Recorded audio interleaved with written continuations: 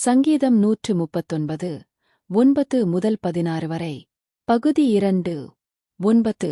நான் விடியற்காலத்துச் செட்டைகளை எடுத்து சமுத்திரத்தின் கடையாந்தரங்களிலே போய்த் தங்கினாலும். 10. அங்கேயும் உமது கை என்னை நடத்தும், உமது வலதுகரம் என்னை பிடிக்கும். 11. இருள் என்னை மூடிக்கொள்ளுமென்றாலும் இரவும் என்னைச் சுற்றி வெளிச்சமாயிருக்கும். 12. உமக்கு மறைவாக இருளும் அந்தகாரப்படுத்தாது, இரவும் பகலைப் போல வெளிச்சமாயிருக்கும், உமக்கு இருளும் வெளிச்சமும் சரி. 13. நீர் என் உள்ளிந்திரியங்களைக் கைக்கொண்டிருக்கிறீர், என் தாயின் கர்ப்பத்தில் என்னைக் காப்பாற்றினீர். 14.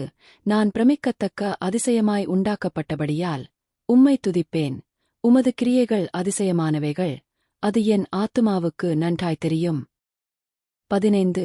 நான் ஒளிப்பிடத்திலே உண்டாக்கப்பட்டு பூமியின் தாழ்விடங்களிலே விசித்திர வினோதமாய் உருவாக்கப்பட்டபோது என் எலும்புகள் உமக்கு மறைவாயிருக்கவில்லை.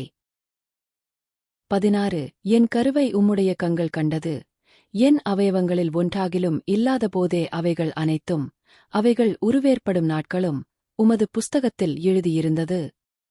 சங்கீதம் 139 9 முதல் 16 வரை வசனங்கள் இறைவனின் எங்கும் நிறைந்திருக்கும் மேன்மையையும் அவருடைய ஆச்சரியமான படைப்பையும் மிக அழகாக்கப் பறைசாற்றுகின்றன.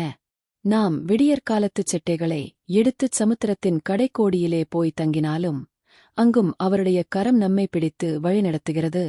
இருள் நம்மை மறைக்கும் என்று நாம் அஞ்சத் தேவையில்லை, ஏனெனில் இறைவனுக்கு இருளும் வெளிச்சமும் ஒன்றாகவே இருக்கிறது.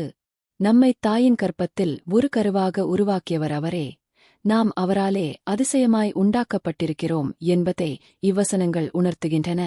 நாம் இன்னும் உருவில்லாத பிண்டமாயிருந்தபோதே அவருடைய கண்கள் நம்மை அன்போடு கவனித்துக் கொண்டிருந்தன.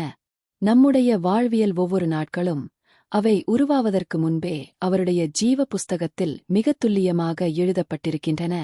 இந்த அகிலம் முழுவதும் நிறைந்திருக்கும் அந்த உன்னத தேவன் நம்முடைய அந்தரங்க நினைவுகளையும் தேவைகளையும் அறிந்தவராக இருக்கிறார்.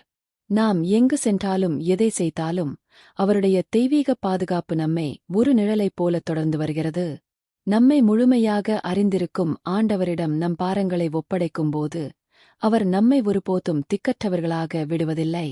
எனவே நம்மை படைத்தவரின் கரங்களில் விசுவாசத்தோடு அமர்ந்து அவர் காட்டும் பாதையில் நாம் தைரியமாக நடை போடுவோம். ஆமென்.